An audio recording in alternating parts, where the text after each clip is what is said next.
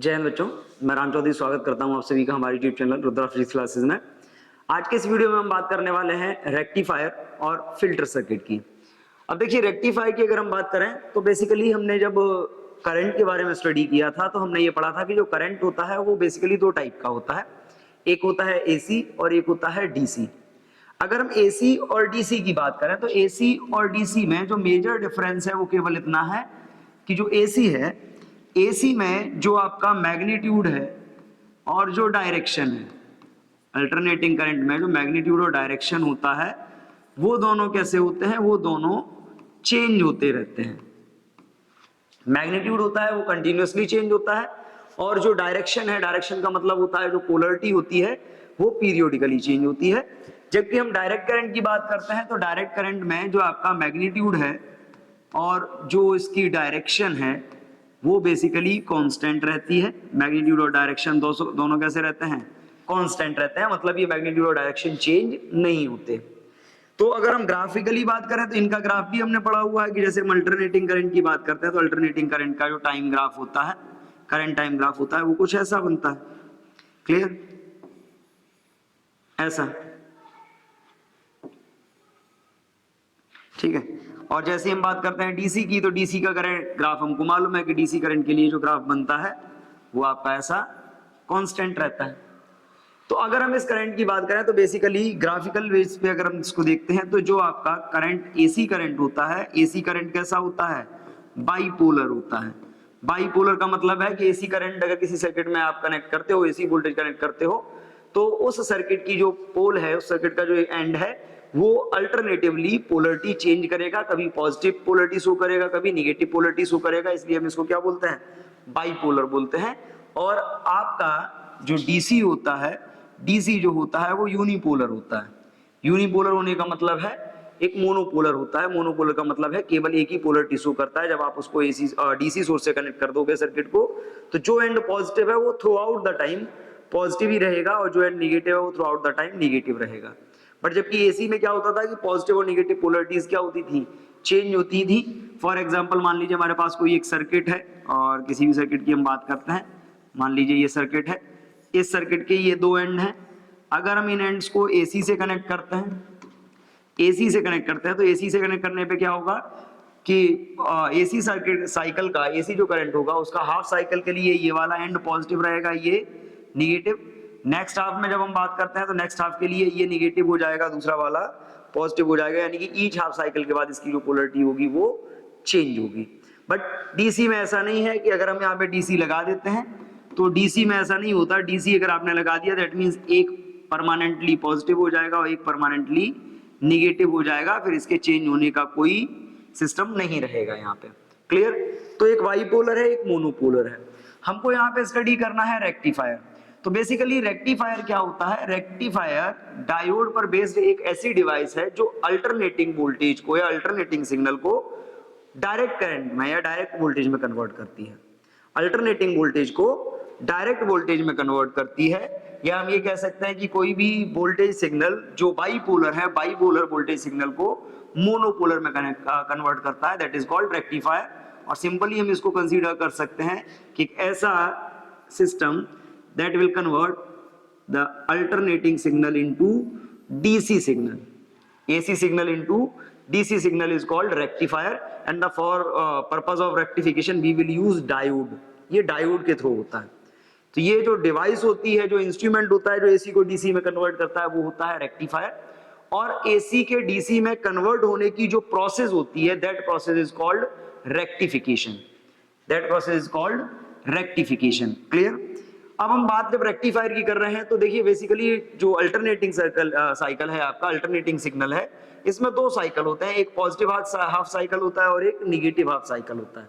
तो जब हम इसका रेक्टिफिकेशन करते हैं तो इसके रेक्टिफिकेशन के बेस पे जो रेक्टिफायर्स हैं या जो रेक्टिफिकेशन की प्रोसेस है वो दो टाइप की हो सकती है। एक हो सकता है आपका हाफ वेव रेक्टिफायर और एक हो सकता है फुल वेव रेक्टिफायर। हम पहले बात करेंगे हाफ वेव रेक्टिफायर की। देखिए हाफ वेव रेक्टिफायर क्या है, तो हाफ वेव रेक्टिफायर को समझने के लिए एक तरीके से ये समझ लीजिए जैसे हमने बात की अल्टरनेटिंग सिग्नल की। मान लीजिए हम कोई भी अल्टरनेटिंग सिग्नल लेते हैं, अल्टरनेटिंग करंट की बात कर रहे हैं, अल्टरनेटिंग सिग्नल हम लेंगे और इसमें मान लीजिए ये, ठीक है। हम इसमें एक अल्टरनेटिंग सिग्नल लेते हैं, ओके, इसमें हम फिक्स कर लेते हैं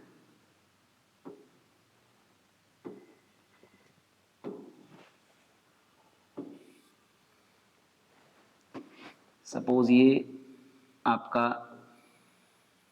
एसी सिग्नल है,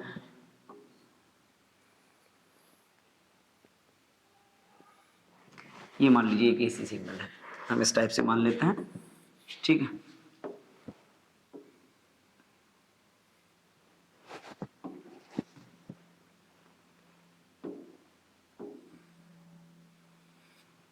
ये एसी सिग्नल है। अब देखिए ये एसी सिग्नल है, इस एसी सिग्नल में हम बात करते हैं तो ये पॉजिटिव हाफ होगा, ये निगेटिव, ये पॉजिटिव और ये निगेटिव। अगर हम इसकी बात करें तो अब देखिए इस एसी सिग्नल को रेक्टिफिकेशन में हमने क्या पढ़ा है कि जब ये रेक्टिफाई होगा तो रेक्टिफाई होने का मतलब है ये किस में कन्वर्ट हो जाएगा, ये कन्वर्ट हो जाएगा आपका डीसी में। यानी कि हम इसके रेक्टिफिकेशन प्रोसेस को स्टडी करेंगे तो ये एसी हमको डीसी में कन्वर्ट होकर मिलेगा, और जब ये एसी हमको डीसी में कन्वर्ट होकर मिलेगा तो उसके लिए हम देखते हैं कि एसी डीसी में कन्वर्ट होगा तो क्या रहेगा हमारा। अब देखिए वो भी हम इसके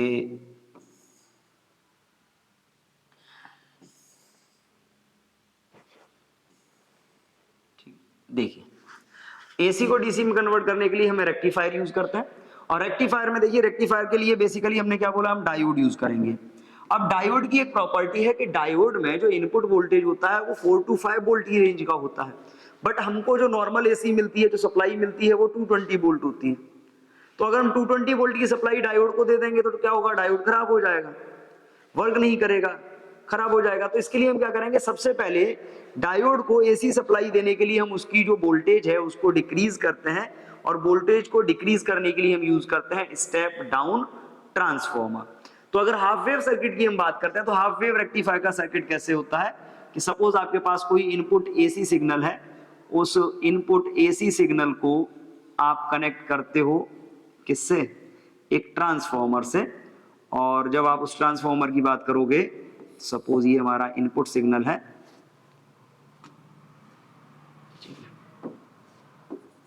ये हो गया, ट्रांसफॉर्मर से हम कनेक्ट करते हैं। तो ट्रांसफॉर्मर से कनेक्ट करने का मतलब है कि स्टेप डाउन ट्रांसफॉर्मर हमने लिया है, तो स्टेप डाउन ट्रांसफॉर्मर का मतलब ये प्राइमरी कोर हो गई, यानी कि इसकी जो सेकेंडरी कॉइल होगी, सेकेंडरी कॉइल की तरफ जो नंबर ऑफ टर्न्स होंगे वो कैसे होंगे, वो थोड़े से कम होंगे।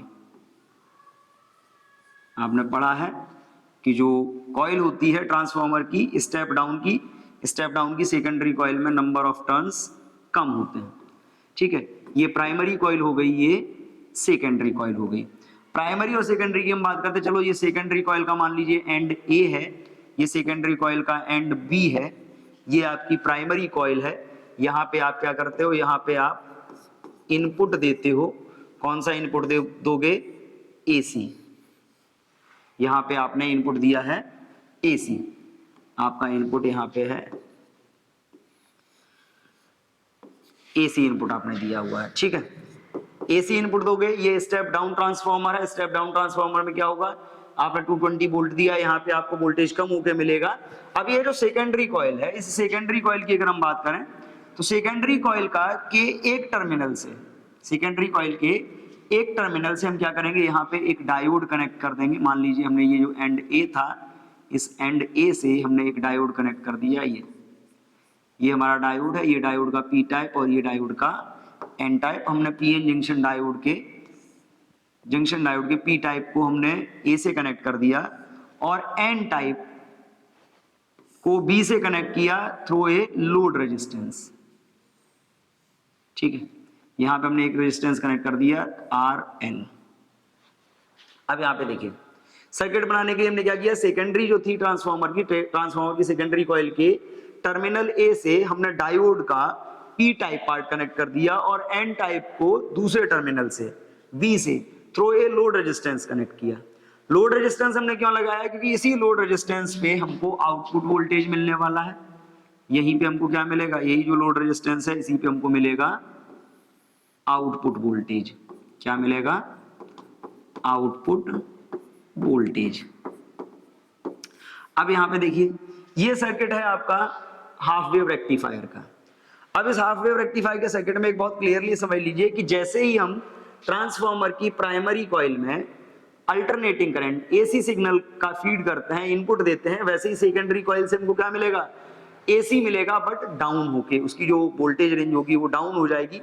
अब यहां से देखो, अगर वर्किंग हम इसकी समझना चाहें तो प्रीवियस हाफ साइकिल में देखिए, फर्स्ट हाफ साइकिल में क्या होगा, in the first half cycle of alternating current terminal A is positive and terminal B is negative. First half cycle में टर्मिनल ए पॉजिटिव होगा, बी नेगेटिव होगा, यानी कि जो डायोड है आपका वो फॉरवर्ड वाइज हो जाएगा। डायोड फॉरवर्ड वाइज होगा, दैट मींस ये डायोड क्या करेगा, इजीली करंट को पास कर देगा थ्रू इट। करंट पास होगा, अब देखिए कितना करंट, कितना वोल्टेज पास होगा, जितना वोल्टेज सप्लाई हमको इतना मिलेगा, ये डायोड क्या करेगा, ओवरऑल वोल्टेज को उधर पास कर देगा। यानी कि अल्टरनेटिंग करंट में वोल्टेज लगातार बढ़ रहा है फिर कम हो रहा है, तो पॉजिटिव पोलैरिटी जब तक रहेगी फर्स्ट हाफ साइकिल में ये भी सेम वोल्टेज को आउटपुट में पास कर देगा, यानी कि जो वोल्टेज यहां से पास होगा वो कुछ ऐसा होगा। क्लियर? ये फर्स्ट हाफ साइकिल की हो गई। फर्स्ट हाफ साइकिल के लिए हम बात करते हैं तो हमको आउटपुट मिलता है ऑन द लोड रेजिस्टेंस, लेकिन जैसे ही अल्टरनेटिंग करंट की पोलैरिटी चेंज होती है निगेटिव हाफ साइकिल में ये आता है, जैसे ही ये निगेटिव हाफ साइकिल में आएगा वैसे ही क्या होगा, एंड ए आपका निगेटिव हो जाएगा और and B positive. And A negative यानी कि निगेटिव पी टाइप से कनेक्ट है, कौन सा वाइसिंग हो गया, रिवर्स वाइसिंग हो गया। तो नेक्स्ट हाफ साइकिल में यानी कि निगेटिव हाफ साइकिल में एंड ए निगेटिव हो जाएगा, that means the diode is in reverse bias condition and in this condition it will not pass any current through it. जैसे ही ये डायोड रिवर्स वाइस होगा ये अपने अंदर से करंट को पास नहीं करेगा, यानी कि through out the negative cycle current कितना रहेगा सर्किट में, 0। क्लियर? नेक्स्ट पॉजिटिव में फिर से पोलैरिटी चेंज होगी, ये फिर से पॉजिटिव, बी फिर से निगेटिव और डायोड फिर से आपका किसमें, फॉरवर्ड वाइस में आएगा, करंट सर्किट में फिर से पास होगा। तो यहाँ पे देखिए ये नेक्स्ट निगेटिव हाफ में आप बात करते हो फिर से वही कि ये निगेटिव ये पॉजिटिव, डायोड फिर से रिवर्स वाइस ये करंट को फिर से स्टॉप कर देगा। अब यहाँ पे देखो ये सिग्नल आपका किसका है, ये इनपुट का है, ठीक है। ये सिग्नल जो आपको मिला, ये सिग्नल मिला आपको किसका, आउटपुट का। अब इन दोनों सिग्नल्स में देखिए, अगर हम इन दोनों सिग्नल्स में कंपैरिजन करें तो इन दोनों सिग्नल्स में कंपैरिजन करने पे एक चीज हमको देखने को मिलती है कि इनपुट सिग्नल में जो करंट था उसका मैग्नीट्यूड तो चेंज हो ही रहा था, साथ ही साथ पोलैरिटी भी चेंज हो रही थी। बट आउटपुट सिग्नल में केवल मैग्नीट्यूड चेंज हो रहा है बट पोलैरिटी चेंज नहीं हो रही है। इसका मतलब हम इसको डीसी कंसीडर कर सकते हैं। ये प्योर एसी तो नहीं है क्योंकि इसमें पोलैरिटी चेंज नहीं हो रही है, और जब पोलैरिटी चेंज नहीं होगी तो हम इसको डीसी कंसीडर कर सकते हैं।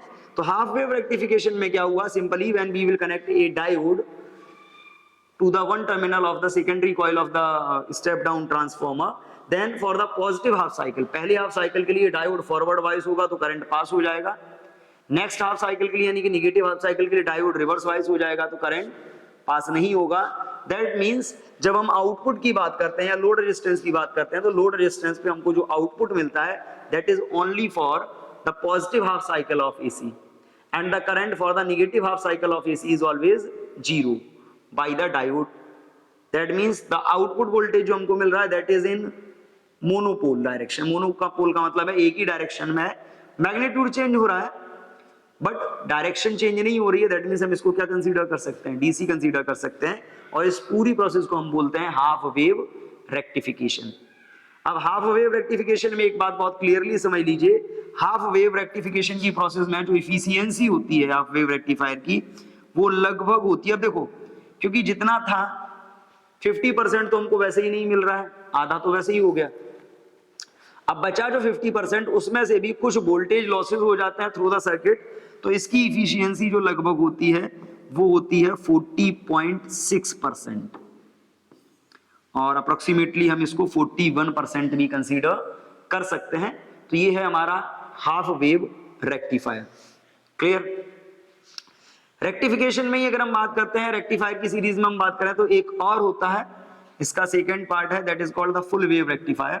अब देखिए फुल वेव रेक्टिफायर क्या होता है। जैसे अभी हमने बात करी, तो अभी हमको इनपुट अल्टरनेटिंग वोल्टेज के केवल आधे साइकिल के लिए ही हमको क्या मिला था, आउटपुट मिला था, कंप्लीट साइकिल के लिए नहीं मिला था, केवल हाफ साइकिल के लिए मिला था, that's why it is called half wave rectifier. अब की बार जो हम सर्किट बनाएंगे उससे जो हमको आउटपुट मिलेगा that is for the complete, that is for the full cycle, complete cycle, that तो हम उसको बोलेंगे फुल वेव रेक्टिफायर। अब देखिए फुल वेव रेक्टिफायर को समझते हैं कैसे, वो भी समझिए। जैसे अभी हम बात करते हैं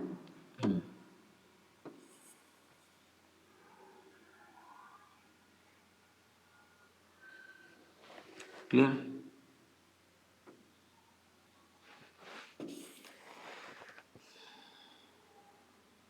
ओके। अब देखिए फुल वेव के लिए हम पहले इनपुट सिग्नल बना लेते हैं, इनपुट सिग्नल,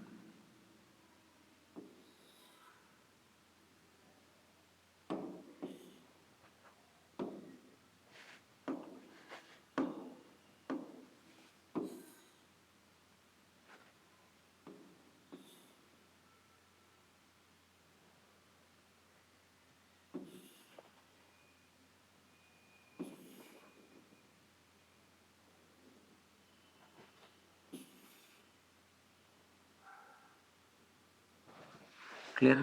अब देखिए इसमें सपोज हम जो इनपुट वोल्टेज देते हैं, इनपुट वोल्टेज हमारा कुछ ऐसे है,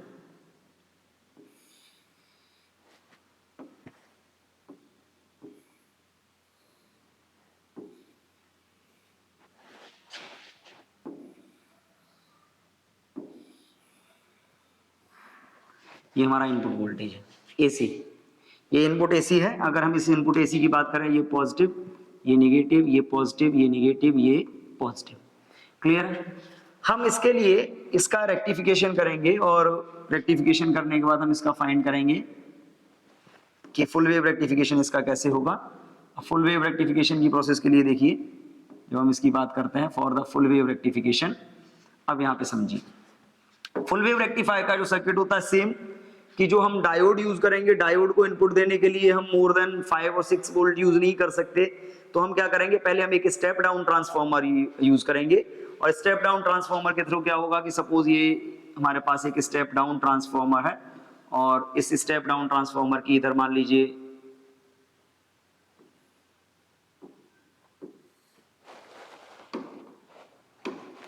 ये मान लीजिए स्टेप डाउन ट्रांसफॉर्मर है, और इस स्टेप डाउन ट्रांसफॉर्मर की ये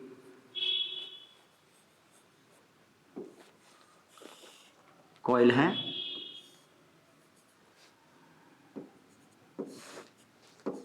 ये प्राइमरी कॉइल है, और इसी की इधर क्या है, एक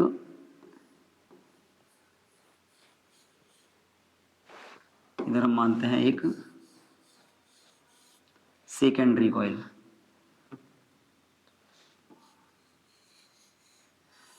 ठीक है, ये सेकेंडरी कॉइल हो गई। इस सेकेंडरी कॉइल के भी दो टर्मिनल हैं, ये ए और ये बी, ठीक है। लेकिन इसमें क्या होता है कि फुल वेव रेक्टिफिकेशन के लिए जो हम ट्रांसफॉर्मर यूज करते हैं, वो ट्रांसफॉर्मर हमारा कैसा होता है, सेंटर टैप्ड ट्रांसफॉर्मर हम यूज करते हैं। सेंटर टैप्ड ट्रांसफॉर्मर का मतलब क्या है कि इसकी जो सेकेंडरी कॉइल होगी, इसकी सेकेंडरी कॉइल को हम बीच में से टैप करके एक टर्मिनल बना देंगे जहां पे हम लोड रेजिस्टेंस को कनेक्ट कर सकते हैं। और फुल वेव रेक्टिफिकेशन के पर्पज से हम जो डायोड यूज करते हैं, वो हम दो डायोड यूज करते हैं, डायोड D1 और D2। तो इसके लिए हम क्या करेंगे, हम एक डायोड इधर कनेक्ट करेंगे, इस डायोड को हम नाम देंगे पी टाइप डायोड, दोनों डायोड के पी टाइप हम कनेक्ट करते हैं टर्मिनल से। इस डायोड को हम नाम दे देंगे डायोड D1, और दूसरे वाले को हम डायोड को नाम दे देंगे डायोड D2। ये हमारा डायोड D1 है, ये डायोड D2 है, क्लियर। इसको हम कनेक्ट करते हैं, और दोनों के जो एन टाइप हैं, दोनों डायोड्स के जो एन टाइप है, दोनों डायोड्स के एन टाइप के बीच में हम क्या करते हैं, लोड रेजिस्टेंस एक कनेक्ट कर देते हैं। यहां पे हम कनेक्ट करेंगे एक load resistance, central tapped transformer हम यूज कर रहे हैं, यानी कि यहां पे हम क्या करेंगे, एक लोड रेजिस्टेंस लगा देंगे जिसको हम सेकेंडरी कॉइल के सेंटर से कनेक्ट कर देंगे RL, जहां पे हमको आउटपुट वोल्टेज मिलेगा, क्लियर।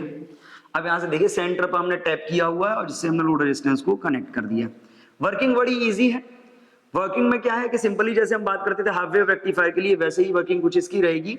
जैसे ही हम इसकी प्राइमरी कॉइल पे इनपुट देंगे अल्टरनेटिंग सिग्नल से, अल्टरनेटिंग वोल्टेज को इनपुट कराएंगे यहां से, ये हो गया आपका इनपुट, ठीक है। और इनपुट हमने किसका दिया है, एसी का दिया है। अब देखिए जैसे ही हम इसको इनपुट देंगे तो इनपुट देने पे क्या होगा, for first half cycle of AC के फर्स्ट हाफ साइकिल के लिए, यानी कि पॉजिटिव हाफ साइकिल के लिए, जो आपका ये टर्मिनल ए है ये पॉजिटिव होगा, बी निगेटिव होगा। इस केस में डायोड D1 फॉरवर्ड वाइज हो जाएगा, डायोड D2 रिवर्स वाइज हो जाएगा, यानी कि जो करंट होगा वो डायोड D1 से पास होगा ऐसा, और ये यहां से होता हुआ ये लोड रेजिस्टेंस के थ्रू ट्रांसफार्मर कॉइल में चला जाएगा, ये इसमें फ्लो होगा फर्स्ट हाफ में अगर हम बात करें। लेकिन सेकंड हाफ रिवर्स वाइज में है, तो ये वाला सर्किट क्या होगा, ये वाला सर्किट इनएक्टिव रहेगा, इसमें करंट पास नहीं होगा। यानी कि फर्स्ट हाफ या पॉजिटिव हाफ साइकिल में जब ए पॉजिटिव होता है, डायोड D1 फॉरवर्ड वाइज होता है, ये करंट को पास कराता है, करंट पास होगा, यानी कि हमको आउटपुट सिग्नल मिलेगा। बट ये जो सिग्नल मिलेगा वो हमको पॉजिटिव पोलरिटी पे मिला है, that is through the diode D1। ऐसे ही जब अल्टरनेटिंग सिग्नल का पोलरिटी चेंज होता है, निगेटिव हाफ साइकिल की हम बात करते हैं, तो निगेटिव हाफ साइकिल में क्या होता है, निगेटिव हाफ साइकिल के केस में ये जो आपका ए है ये निगेटिव हो जाता है, बी पॉजिटिव, ए निगेटिव हो जाएगा, बी पॉजिटिव हो जाएगा। इसका मतलब क्या है कि डायोड D1 आपका रिवर्स वाइज, यानी कि ये डायोड इनएक्टिव हो जाएगा। अब की बात कौन सा एक्टिव होगा, डायोड D2 फॉरवर्ड वाइज में आ जाएगा। निगेटिव हाफ साइकिल के केस में ये देखो, ये प्लस, ये पी, ये फॉरवर्ड वाइज में आ गया, ये फॉरवर्ड वाइज में आया, यानी कि अब की बार सेकंड हाफ साइकिल के लिए करंट कौन पास कराएगा, डायोड D2। कैसे, इधर से करंट जाएगा और ये करंट ऐसा होता हुआ लोड रेजिस्टेंस के थ्रू कॉइल में, यानी कि second half.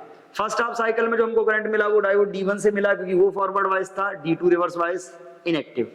Second half cycle में D1 forward, diode D2 forward wise, D1 reverse wise, यानी कि वो इनएक्टिव हो गया। तो सेकंड में जो हमको करंट मिलेगा वो किसमें मिलेगा, वो हमको मिलेगा डायोड D2। फिर से पोलरिटी चेंज होगी, फिर से ये पॉजिटिव ये नेगेटिव, डायोड D1 फिर से फॉरवर्ड वाइज, D2 फिर से रिवर्स वाइज, वही बात फिर से आ जाएगी। यानी कि इस केस में हर बार जब A पॉजिटिव होगा तो D1 फॉरवर्ड वाइज रहेगा, वो करंट पास कराएगा, और जब B पॉजिटिव होगा तो D2 फॉरवर्ड वाइज रहेगा, वो करंट पास कराएगा। बट दोनों ही हाफ साइकिल में हमको करंट तब मिलेगा चाहे डायोड D1 से मिले या डायोड D2 से। जो डायोड करंट पास कराएगा वो डायोड हमेशा किस पोलरिटी पे रहेगा, पॉजिटिव पे, यानी कि आउटपुट हमेशा आपको कहां मिलेगा, हमेशा पॉजिटिव पोलरिटी पे मिलेगा। बट जो आउटपुट मिलेगा वो कैसा होगा, कंप्लीट साइकिल के लिए होगा। That's why we will say the rectification is for full wave and this type of rectifier is called full wave rectifier. यहाँ पे फुल वेव रेक्टिफायर के पर्पज से हम दो डायोड यूज करते हैं। फर्स्ट हाफ साइकिल में एक डायोड एक्टिव रहता है जो फॉरवर्ड वाइज में होता है, दूसरा रिवर्स में वो इनएक्टिव रहेगा। नेक्स्ट हाफ साइकिल में दूसरा वाला एक्टिवेट हो जाएगा, फर्स्ट वाला रिवर्स वाइज में चला जाएगा, इनएक्टिवेट हो जाएगा। और दोनों ही हाफ साइकिल में हमको करंट मिलता है आउटपुट पे।